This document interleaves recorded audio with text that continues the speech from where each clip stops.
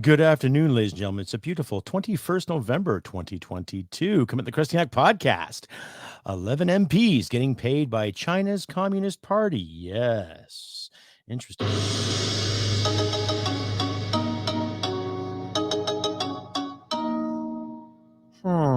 Suspicious, I would say. All that more coming up with the show. Please stick around. Listener and viewer discretion is advised because I smoke cigarettes and say a lot of bad words. Please stick around. Hit it, sweetheart. Because I am hard, you will not like me. Yes, sir. There is no racial bigotry here. Here you are all equally worthless. From Western Canada, this is the Crusty Canuck podcast, a Canadian veteran's point of view on political, social, economic issues and life. Here's Crusty. That's right, ladies and gentlemen. 11 MPs getting paid by China's Communist Party. Yes, that's been the headlines the past week. I'm your host, Crusty Canuck, ladies and gentlemen. Welcome to the show. It's been about a week since my last podcast. I know I said I was going to have one this past Saturday. However, I was detained doing other creative things. So no offense to my audience out there. My apologies. I'll have a show for right now and another one for Tuesday on the 23rd. And we're carrying on with episode 193. That's right. 11 MPs getting paid by China's Communist Party. Now, it's been in the headlines for the past couple of weeks now in regards to what China's influence is on our elections. Now, I'll read verbatim here a couple of articles from the National Post and from the Toronto Sun in regards to said discrepancies here, too. I'll just read along right here. So I'll leave these links in the description for you there, ladies and gentlemen, so you don't have to worry about it. Well, I'll just make this a bit bigger. There we go. There we go. So, alarming MPs to investigate China's alleged 2019 election interference. China has reportedly placed agents in MPs' offices, tried to corrupt former Canadian officials, and put in place aggressive campaigns against certain politicians. That's nothing new. So, in Ottawa, MPs decided Monday to look into recent reports that China interfered in the 2019 Canadian election, as it remained unclear whether Prime Minister Justin Trudeau would raise the issue directly with Chinese president. Now, we've all seen the ads and footage of him being dissed by President Xi, oh, Justin, you did this terrible thing, whatever.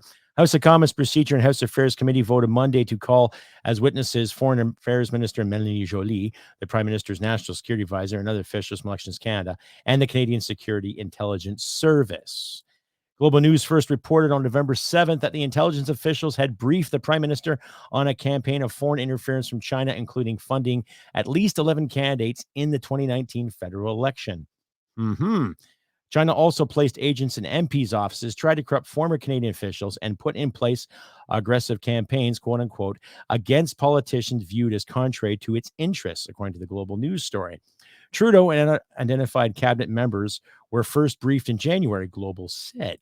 Trudeau is currently visiting Southeast Asia and spoke at the G20 summit in Bali, Indonesia on Monday, also attending as Chinese President Xi Jinping. Through the Canadian press reported Monday, neither Trudeau nor Joly would say whether they've asked for a meeting with Xi. At a press conference Sunday in Cambodia, Trudeau wouldn't commit to bringing up the issue on foreign interference at a potential meeting. He didn't directly answer when asked twice whether he would raise the issue with Xi at the G20. As always, I will raise issues of human rights, matters that preoccupy Canadians with any and all leaders that I engage, Trudeau said. Yeah, BS, buddy. On Monday, Conservative MP Michael Cooper introduced a motion on the new revelations at the House Committee, which already has more general study on the foreign election interference underway. Cooper said the briefings from CSIS are alarming in terms of the sophisticated campaign by the Chinese Communist regime to subvert Canadian democracy. In a speech last week, Joly outlined the broad strokes of Canada's long-awaited upcoming Indo-Pacific strategy, saying China is an increasingly disruptive global power. Joly also promised to do more to tackle foreign interference. In a question and answer session following the speech, Joly said, "We won't let any foreign actor meddle in our democracy, period." Right. For 3 years, Canada's policy toward China had to navigate around China's hostage diplomacy after China imprisoned 2 Canadians in retaliation for Canada arresting Huawei executive Minghua Zhu on behalf of the U.S. Experts said Michael Kovrig and Michael Spavor's return to Canada in September 2021 allowed Canada to develop a clear and more critical approach to China. Jolie has promised the full Indo-Pacific strategy will be released within a month. She said last week, Canada will challenge China when we ought to and cooperate when we must. How about you challenge him now and don't cooperate? There's a novel idea, hey? Wow, who knew? The critical language that we're seeing now is very much in response to deterioration in the relationship over a long period of time, Nocel said. Yeah, Kim Nocel, sorry, I missed a paragraph there. Kim Nocel, professor emeritus of international relations at Queen's University, said after Jolie's speech that it indicated a change in tone to be more openly critical of China than the Liberal government was in the first elected. A shift that was recently indicated in recent speeches by Finance Minister Chrystia Freeland, Mr. Speaker, and Innovation Minister Francois-Philippe Champagne. Okay, these two clowns are getting paid regardless of what they say or do. They're all lip service, ladies and gentlemen. I don't trust anything these tards say. Okay, so that's basically what it is here, too. That's just the article summed up.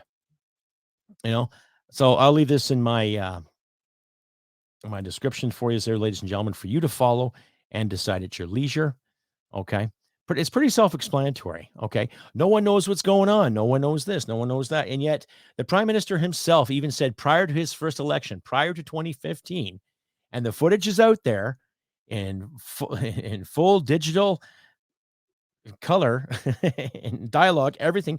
He said to some ladies group in Toronto, I believe it was 2014, how much he admired China's basic dictatorship and how they could turn the economy around on a dime. And their green initiative is fantastic, right? Okay, China still uses a lot of coal. Okay, China has a social credit system. China's still effing communist. So that should be a warning sign to anybody out there who might vote for somebody in an election.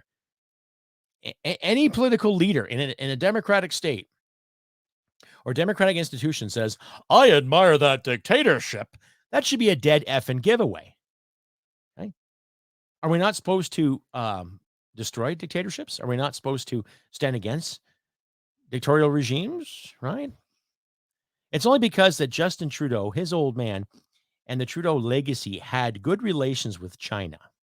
Okay, they had good relations with Cuba. So, of course, they love the basic dictatorship. They aspire to be dictators. Okay, look what's going on in the news right now in regards to the Public Emergencies Council. Okay, what's going on there now? Now, CSIS officials are saying that the Emergency Measures Act was a good thing, even though they said they didn't need it, but they say it's a good thing. It's good that you did that. It's good that you did that, right? Right? Like a bad episode of the fucking Twilight Zone. Stay updated and follow Crusty Canuck on Facebook, Twitter, Gab, Telegram, YouTube, and Podbean. Subscribe today and donate at crustycanuck.ca. Anyhow, carrying on again with episode 193. That's right, ladies and gentlemen. Episode 11, MPs getting paid by China's Communist Party. That's right, yes. You hear the notional gong and stereotypical instruments there. Now, I have nothing against the Chinese people. I have nothing against any people from a country that are being led by the nose hairs in the name of some great utopia, okay? You've heard me ramble on enough, ladies and gentlemen, about liberty and freedom and democracy. You've heard my stance and what this country means to me and what it should mean to you, my Canadian listeners, and my American and European friends out there too. Canada's a powerhouse. Canada should be a powerhouse when it comes to world trade. Canada should be a powerhouse when it comes to diplomacy, especially when it comes to peace support efforts and also military efforts as well. Now, I'm not saying we should be a superpower by any means. No, we should not be a superpower, but we should be a powerhouse nonetheless. To stand our ground, to stand on guard for thee. It says so in our bloody anthem. Yet these clowns in Ottawa just really don't care. They just don't really care. They don't care about a damn thing that you and I want to do, how we feel, how we enjoy things, how we take our freedoms for granted, which we do. We're all guilty of it. But the past 2 years with the whole issue when it comes to the beer bug and the jibby jabs and who is going to get fired and who gets fined, okay, there's quite a bunch of people that just want to forget about it and forget it ever happened, right? Because, we just can't forget that, we just want you to move along and just forget about it. Just hurry up and let it go, right? Kind of like an overbearing parent when they sit there and say, let it go, let it go, let it go. But then it builds up, and then you never forget. So you're reluctant to trust any kind of institution or any kind of government institution for that matter, right? And every one of these politicians, it doesn't matter if they're conservatives, liberal, NDPers, whatever, they all know they plumb fucked up somewhere, right? And it's up to people like you, me, other podcasters, other broadcasters, independent journalists, independent free thinkers alike to make it better. Okay. Anyway, ladies and gentlemen, if you like and hear what you see, please subscribe, like, comment, share this all over your social media platforms. You can also find my podcast on the following here, too. You can find me on Twitter, Facebook, Rumble, Instagram, YouTube, Getter, Podbean. And you can also find me on Amazon Podcasts and Spotify, too. So if you're into those bigger labels, by all means, check me out there on Amazon and Spotify and Player FM as well. So anyway, carrying on again with episode 193. The communist influence has tarnished this country big time. Okay. Now, when you look at our system, okay, and when you look at any system in any working democracy, you pay taxes to your municipality to pay, look after your garbage and other sources, clear the roads in the wintertime and when things go boom in the middle of the night. Okay.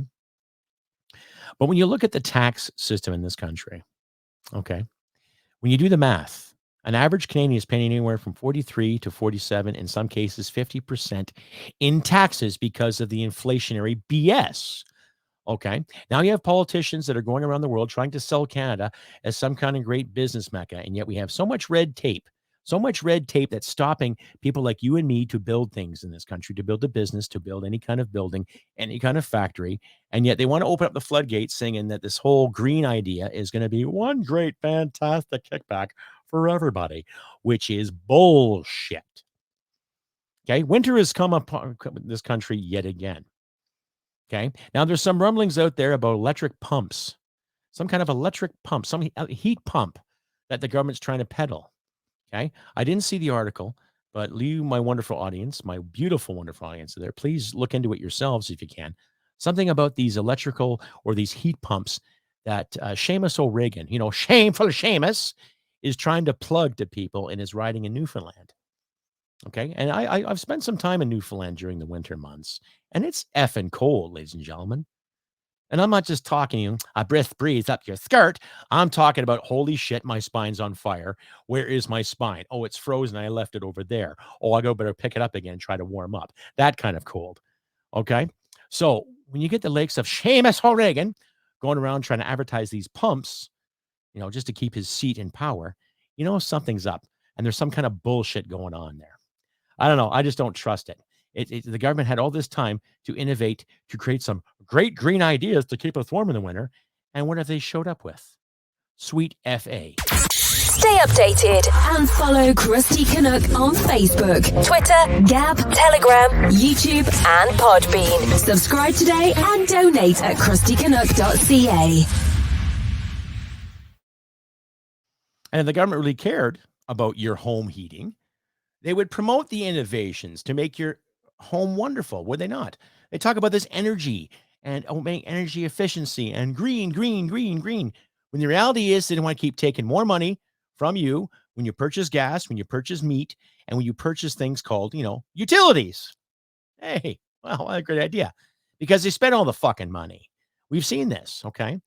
And when you actually look at mainstream media today in regards to what's happening in Ukraine, they want to spend more money on Ukraine and give more money and give more money and give more money, right? They want to give them adequate kit and adequate machinery. What about our military there? What about our military there, Anita Arnond? Miss previous former procurement minister who told us to be hush, hush, hush about proposed vaccines. And now you want to give a lot of our stuff away, give more money to help Ukraine out. And yet, what about our military? I'll wait.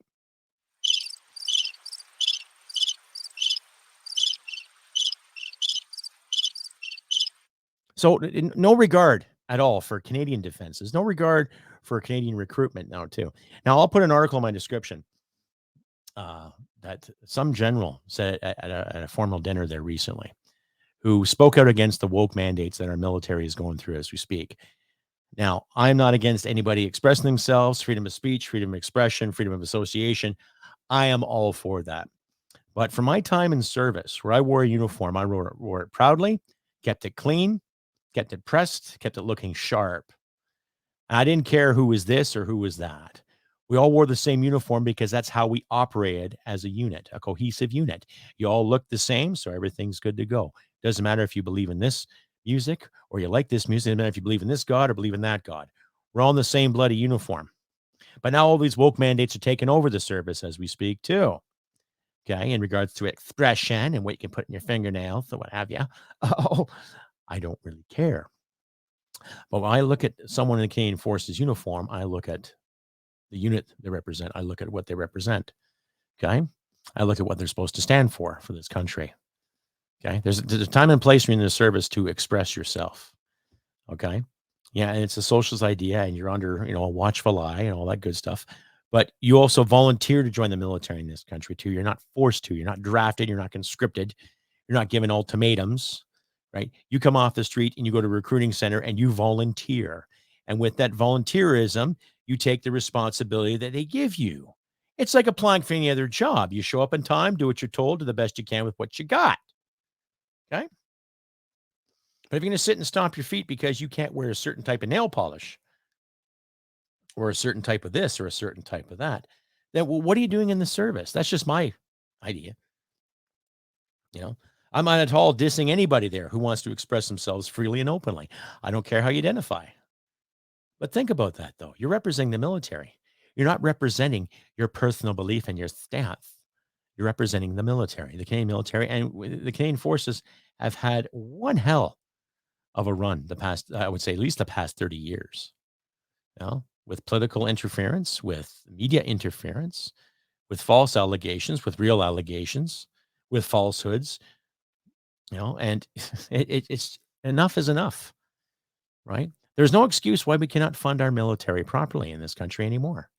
Get rid of some of the procurement boards, get rid of the red tape, put an actual trained personnel in these boards when it comes to procuring kit, i.e. submarines, i.e. tanks, i.e. land vehicles, i.e. planes. Trained personnel that know exactly what they're doing and what this country needs. And I think our procurement process will go so much smoother too. Without worrying about who has a degree in this or degree in that. Right? You'd also cut costs down that way too. So you get some pretty good Canadian kit out there that maybe even members of the world might even buy too. Who knows? I just have an idea. Oh, wow. Stay updated and follow Crusty Canuck on Facebook, Twitter, Gab, Telegram, YouTube, and Podbean. Subscribe today and donate at crustycanuck.ca. And once again, gentlemen, ladies and gentlemen, if you're liking to hear what you see, please click like, subscribe, and share this content all over your social media platforms. You can find the podcast on the following. That's right, ladies and gentlemen.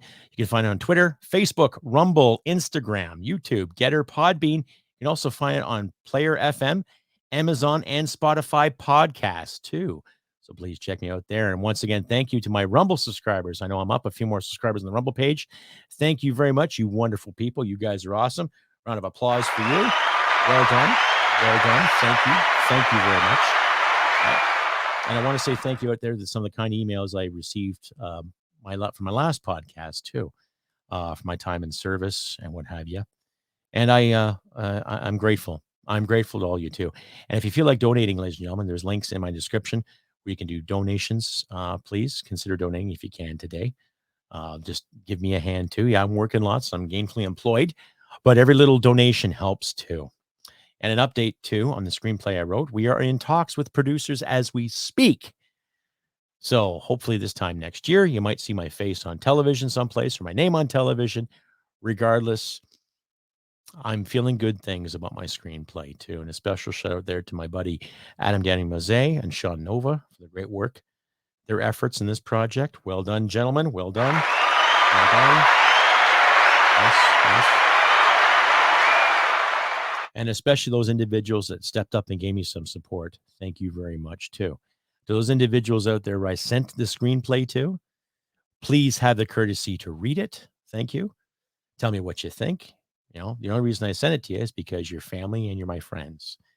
And I value your judgment. I don't need validation. But have the courtesy. Spend 40 minutes reading it. You know what I mean? See what you can do. give me some insight there. Anyway, carrying on with more of this beautiful episode 193, 11 MPs getting paid by China's Communist Party. Now, I'm curious to see who they are. Okay. There's also rumblings, too, that it's an Ontario MPP. Okay. For those of you who understand, that's member of provincial parliament. Kind of like to my American friends, that's like somebody who works in the state Senate or the state governance. Okay. That's a member of a certain area and riding that reports to the capital city of said province.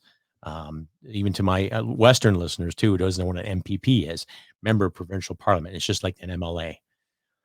Excuse me. Now, there's rumblings about that, too. And I'll put all the descriptions in the link for you there, too, ladies and gentlemen, so you can read yourselves and come up with your own assessment and make your own decision, as we should. But I find it very, very interesting how the prime minister is gallivanting on in the Far East, trying to win this deal, win that deal. And of course, we've all seen the video footage where President Z is dissing Justin, oh, whatever. How dare you talk about this? It's almost like they broke some kind of special bond or something, It's like some girlfriend told another girlfriend a dirty secret, and that dirty secret's all over the high school hallway. Oh, what are we going to do? Well, it's like I always say, ladies and gentlemen, crack don't smoke itself.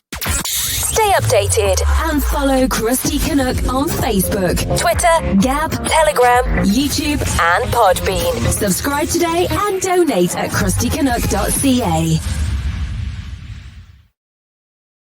And that's the thing. We're seeing the buffoonery in all shapes and sizes from the government. Doesn't matter if it's with the emergency issues that are going on in Ottawa right now, the hearings they're having.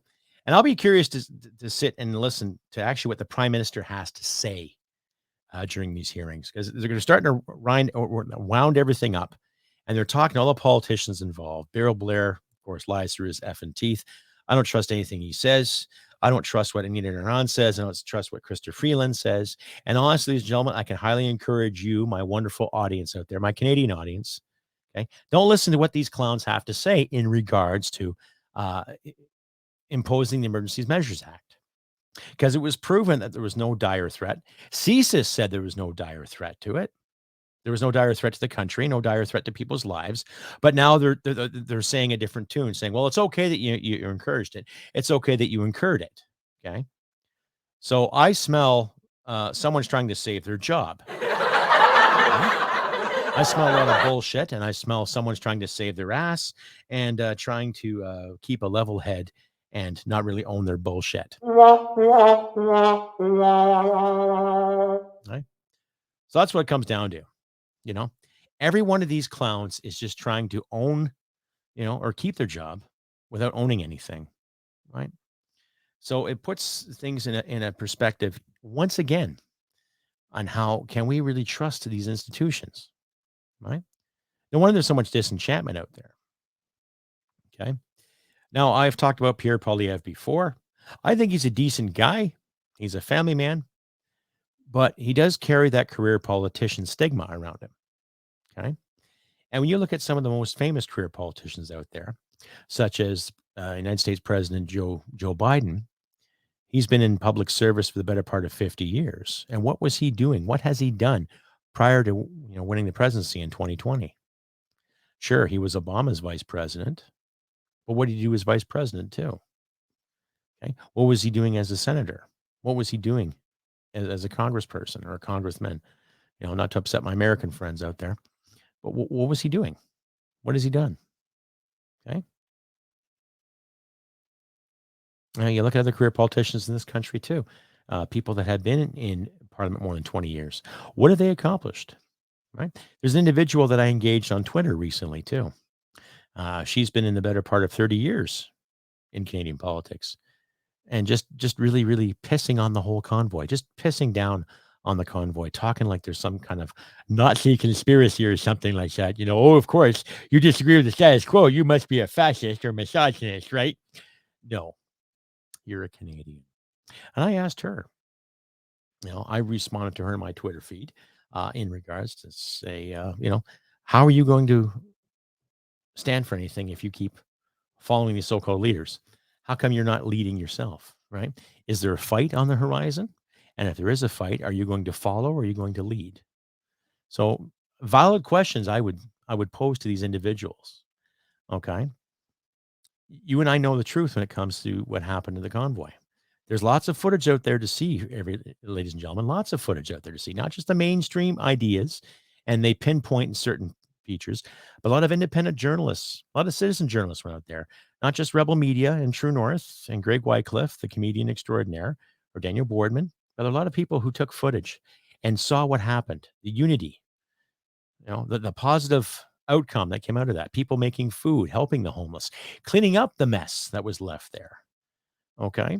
And people still harping about, oh, they put defamation remarks on the Terry Fox statue. They put a flag on it.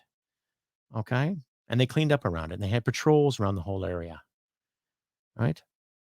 And when you look at that, it might take you a good few hours to see all that footage. And yeah, there might have been some little skirmishes here and there, some words exchanged, but there wasn't fights. There were no assaults. There were a few people that couldn't take the honking and the smell. Oh my God, it was just like being on The Purge. No, it was nothing like The Purge. Just a lot of dramatic influences out there trying to gain brownie points to validate their insecurities, right? They stood up for something, ladies and gentlemen, and you may disagree with me. That's fine. I disagree with some of the points of the trucker convoy, but they stood up for something. They stood up for something. No more mandates. We've had enough of this garbage. They didn't burn any buildings. They didn't topple any statues. They didn't try to sabotage any railway tracks. Okay. Some of them had masks on because it was bloody cold. Some of them took their masks off too. Some of them made a valid point on standing up on the ridiculous mandates that the government was promoting. And now in Ontario, they want to promote that again too because a few kids are getting sick. Now I hate seeing kids get hurt. I hate seeing anyone get sick. But it seems like they keep pushing this fucking objective again. And they want to keep pushing more masks and pushing more control. Didn't the past 2 years teach you anything? Did they not? The past 2.5, 3 years teach you anything? Did you get to stop pushing people into corners? Because people are going to come out swinging. They are. There's a powder keg, and it has a fuse about that big now. Okay? And to these administrators and these bureaucrats, especially the individuals that got paid once, twice, thrice, few incentives here, a little slap and tickle, bit of a bonus here, right? You still have the audacity to sit there and tell the general public, you better mask up, mask up, mask up. No. And you, my wonderful audience out there, I highly encourage you, don't do it. If you want to, go ahead. Go ahead. But this whole masking in and masking out and putting this on here and putting that on here and walking this line again, it's starting to repeat itself again. And I'm not going to stand for it. And neither should you, ladies and gentlemen. No, let's bring democracy back to Canada. Stay updated and follow Crusty Canuck on Facebook, Twitter, Gab, Telegram, YouTube, and Podbean. Subscribe today and donate at crustycanuck.ca. There's also rumblings too. Rebel News uncovered there about a month and a half, maybe 2 months ago too. Some so-called quote unquote police stations sponsored by the Chinese Communist Party. Now, whether they set it up for surveillance or to harass brand new Canadians or Chinese Canadians or any Chinese Canadians of that matter, that's kind of shady itself. You would think CSIS would have their hand in that as well. At least CSIS and the RCMP monitoring that kind of speculation. Coming to the general public and saying if it's true or not. So that's something to think about too, ladies and gentlemen. Right? Now, I've known Chinese Canadians a good part of my life. One of my first employers in my teen years was straight from Hong Kong. And I do remember our conversations in regards to politics and life. And he came to Canada and he worked his ass off to understand English, to understand procedures when it comes to running a business. And last I heard, he's still running about 3 or 4 restaurants in the city of Toronto, as far as I know. So if you're out there, Mr. Chow, well done on your influence, sir. Well done on everything that you've taught me. And he gave me a valuable lesson when it came to working hard for something. Now, my parents instilled in that me too, but he also gave me some good incentive as well, right? And he was the furthest thing from anything communist, right? But then when I hear about this garbage that the government's promoting in the name of inclusion and diversity, whatever excuse they come up with, we can honestly sit here and decide and look at it for what it is. Someone's getting paid. Okay. Now they speculate 11 MPs got paid. Okay. Who are these MPs? Who are they? There's rumblings that some of them were conservative too.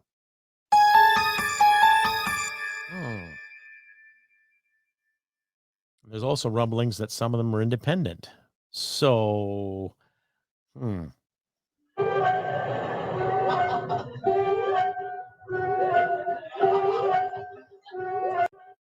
that's the thing. So who can you trust? Who can you trust? Now, of course, the Trudeau government is sitting there saying, oh, we didn't know this, didn't know that. But I just read you an article that they were briefed on it back in January. So their priorities are all sorts of screwed up. Let's look after the convoy. We'll worry about the infiltration later. Okay. And we've all seen these bigwigs talk about protecting democracy. They're willing to fight for democracy for Iran. They're willing to fight for democracy in Tunisia in Africa, so they can keep their French culture. Okay. But why aren't they fighting for us here at home? Why aren't they fighting for Canadian democracy?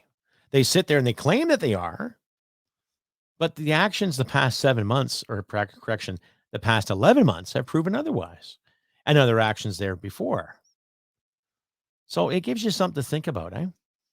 Something really is just not right. There's a little meme going around Facebook too, with the depth of my soul, something does not feel right.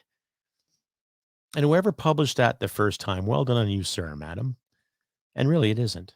And regardless of where you sit on the conservative perspective, liberal perspective, NDP perspective, Democrat perspective, Republican perspective, or libertarian perspective, I think a lot of us know that something is just not right. And it's up to you and myself and others out there to do something about it, ladies and gentlemen. Right? Yeah. All I do is I sit and I do my podcast twice every 10 days too. But what I'm doing about it is going to work and trying to make a difference, to keep my lights on, to keep the heat on, and to keep my marriage together and to keep my dreams alive. Because I fought for that. And I fought for your right to do the exact same, or more, or less, or whatever you want to do. And there are people that aren't with us today because they fought for the same thing. Some of them were killed in battle. Some of them were killed by IEDs. And some by their own hand. So, that being said, I can honestly agree with that meme. Something ain't right. And it's up to us to fix it. And ladies and gentlemen, this is my podcast for the 21st of November, 2022. Winter is upon us. The festive season's coming. Well done to my friends in Toronto and my Argonaut fans out there. Well done. Happy that the Argonauts won an additional Grey Cup.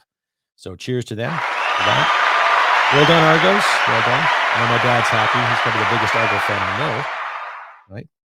And well done to everyone else who took part in the Grey Cup. A Canadian tradition, not as big and as illustrious as the Super Bowl, but a Canadian segment nonetheless, something we should be proud of. Right? I will be around again tomorrow for another episode of this podcast. I know, because like I said, I promised one this past Saturday. I missed it, had some other work to do, but I'll get 2 episodes up for this week anyway. So, but like I always say, ladies and gentlemen, do what you can to help each other in these trying times. I know it can be tough. Winter's coming, Christmas is coming, so we have to tighten our belts, tighten our purse strings a little bit more, but do what we can to help each other out.